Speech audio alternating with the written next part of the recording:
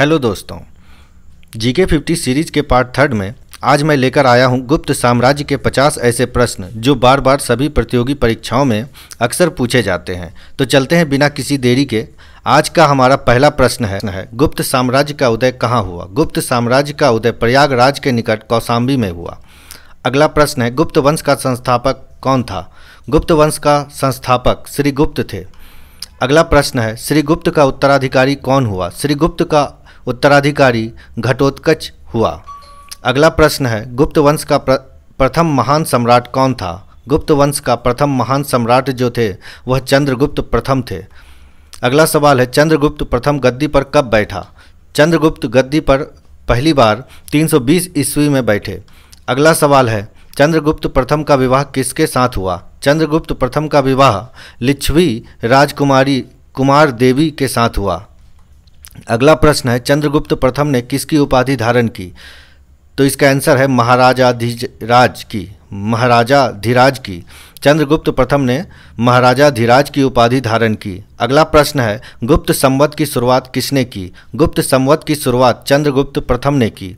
अगला सवाल है चंद्रगुप्त प्रथम का उत्तराधिकारी कौन हुआ। चंद्रगुप्त प्रथम का उत्तराधिकारी समुद्रगुप्त हुए। अगला सवाल है समुद्रगुप्त राजगद्दी पर कब बैठा। समुद्रगुप्त राजगद्दी पर 335 ईस्वी में बैठा। अगला सवाल है समुद्रगुप्त ने आर्यव्रत के कितने शासकों को पराजित किया। तो समुद्रगुप्त ने आर्यव्रत के 9 शासकों को पराजित किया। अगला सवाल है समुद्रगुप्त ने दक्षिणाव्रत के कितने शासकों को पराजित किया। तो समुद्रगुप्त ने दक्षिणाव्रत के 12 शासकों को पराजित किया। अगला सवाल है समुद्रगुप्त को किस अन्य नाम से जाना जाता है। समुद्रगुप्त को भारत का नेपोलियन के नाम से भी जाना जाता है। समुद्रगुप्त का दरबारी कवि कौन था। समुद्रगुप्त का दरबारी कवि हरिसेन था। अगला सवाल है हरिसेन ने किसकी रचना की। हरिसेन ने इलाहाबाद प्रशिस्त लेख की रचना की। हरिसेन ने इलाहाबाद प्रशिस्त लेख की रचना की। अगला सवाल है समुद्रगुप्त किसका उपासक था। समुद्रगुप्त जो है वह विष्णु का उपासक था। अगला सवाल है समुद्रगुप्त ने किसकी उपाधि धारण की। समुद्रगुप्त ने अश्वमेघकर्ता और विक्रमांक की उपाधि धारण की। अगला सवाल है किस गुप्त शासक को कविराज भी कहा जाता है। तो समुद्रगुप्त को कविराज भी कहा जाता है। अगला सवाल है समुद्रगुप्त का उत्तराधिकारी कौन हुआ।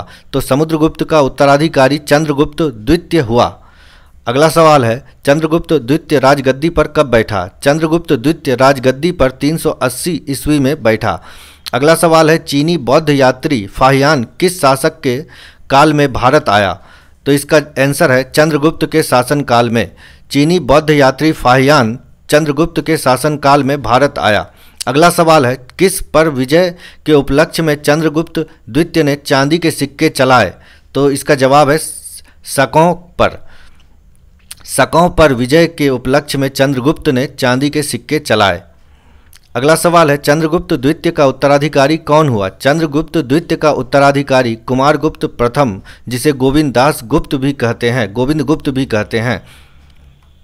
अगला सवाल है कुमारगुप्त प्रथम राजगद्दी पर कब बैठा। कुमारगुप्त प्रथम जो है वह 415 ईस्वी में राजगद्दी पर बैठा। अगला सवाल है नालंदा विश्वविद्यालय की स्थापना किसने की। नालंदा विश्वविद्यालय की स्थापना कुमारगुप्त ने की। अगला सवाल है कुमारगुप्त प्रथम का उत्तराधिकारी कौन हुआ। कुमारगुप्त प्रथम का उत्तराधिकारी स्कंदगुप्त हुए। अगला सवाल है स्कंदगुप्त राजगद्दी पर कब बैठा। स्कंदगुप्त राजगद्दी पर 455 ईस्वी में बैठा।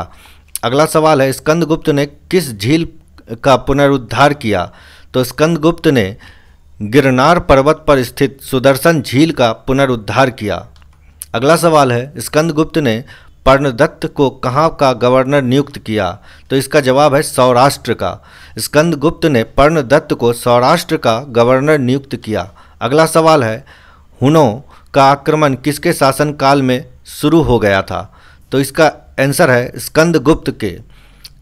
हुनों का आक्रमण स्कंदगुप्त के शासनकाल में शुरू हो गया था। अगला सवाल है गुप्त साम्राज्य का अंतिम शासक कौन था। गुप्त साम्राज्य का अंतिम शासक भानुगुप्त था। अगला सवाल है गुप्त साम्राज्य की सबसे बड़ी प्रादेशिक इकाई क्या थी? गुप्त साम्राज्य की सबसे बड़ी प्रादेशिक इकाई जो थी वह थी देश। अगला सवाल है, गुप्त साम्राज्य की दूसरी प्रादेशिक इकाई क्या थी? गुप्त साम्राज्य की दूसरी प्रादेशिक इकाई जो थी वह थी भुक्ति। अगला सवाल है, गुप्त वंश में देश के शासक क्या कहलाते थे?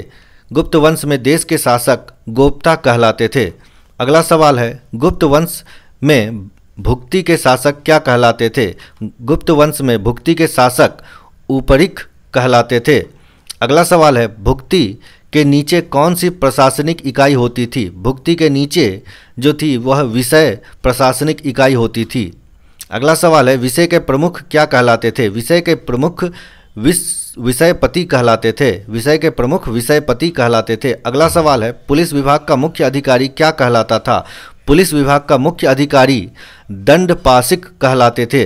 अगला सवाल है, पुलिस विभाग के साधारण कर्मचारियों को क्या कहा जाता था? पुलिस विभाग के साधारण कर्मचारियों को चाट एवं भाट कहा जाता था। अगला सवाल है, प्रशासनिक की सबसे छोटी इकाई क्या थी? प्रशासनिक की सबसे छोटी इकाई थी ग्राम। अगला सवाल है, ग्राम का प्रशासनिक किसके द्वारा संचालित होता था? ग्राम का प्रशासन जो है वह ग्राम सभा के द्वारा संचालित होता था। अगला सवाल है, ग्राम सभा का मुखिया क्या कहलाता था? ग्राम सभा का मुखिया ग्रामिक कहलाता था। अगला सवाल है, ग्राम समूहों की सबसे छोटी इकाई को क्या कहा जाता था? ग्राम समूहों की सबसे छोटी इकाई को पेठ कहा जाता था। अगला सवाल है, गुप्त शासन में भूमि बिक्री संबंधी अधिकारियों के क्रियाकलापों का उल्लेख किसमें है? तो इसका आंसर है कुमार गुप्त के दामोदरपुर ताम्रपात्र में। गुप्त शासन में भूमि बिक्री संबंधी अधिकारियों के क्रियाकलापों का उल्लेख कुमार गुप्त के दामोदरपुर ताम्रपत्र में उल्लेख है। अगला सवाल है, गुप्त काल में भू राजस्व की दर क्या थी? गुप्त काल में भू राजस्व की दर थी 1/4 भाग से 1/6 भाग तक। अगला सवाल है, कृषि करने योग्य भूमि को क्या कहा जाता था? कृषि करने योग्य भूमि को क्षेत्र कहा जाता था।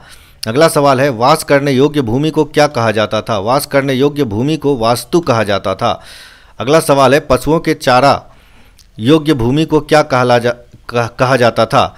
पशुओं के चारा योग्य भूमि को चारागाह भूमि कहा जाता था। अगला सवाल है, ऐसी भूमि जो जोतने योग्य नहीं होती थी क्या कहलाती थी? ऐसी भूमि कहलाती थी खिल्य। अगला सवाल है, ऐसी भूमि जो जंगली होती थी क्या कहलाती थी? ऐसी भूमि कहलाती थी अप्रहत। अगला सवाल है, सिंचाई करने के लिए किस यंत्र का प्रयोग किया जाता था? सिंचाई करने के लिए रहट या घंटी यंत्र का प्रयोग किया जाता था। अगला सवाल है, श्रेणी के प्रधान को क्या कहा जाता था? श्रेणी के प्रधान को ज्येष्ठक कहा जाता था। अगला सवाल है, गुप्त काल में सर्वाधिक महत्वपूर्ण व्यापारिक केंद्र कौन सा था? तो गुप्त काल में सर्वाधिक महत्वपूर्ण व्यापारिक केंद्र जो था वह उज्जैन था। अगला सवाल है, सर्वाधिक स्वर्ण मुद्राएं किन शासकों ने जारी की? सर्वाधिक स्वर्ण मुद्राएं जो है वह गुप्त राजाओं ने जारी किया। दोस्तों, अगर आपको हमारा वीडियो पसंद आता है तो मुझे मोटिवेट करने के लिए हमारे चैनल को सब्सक्राइब करना न भूलें। धन्यवाद।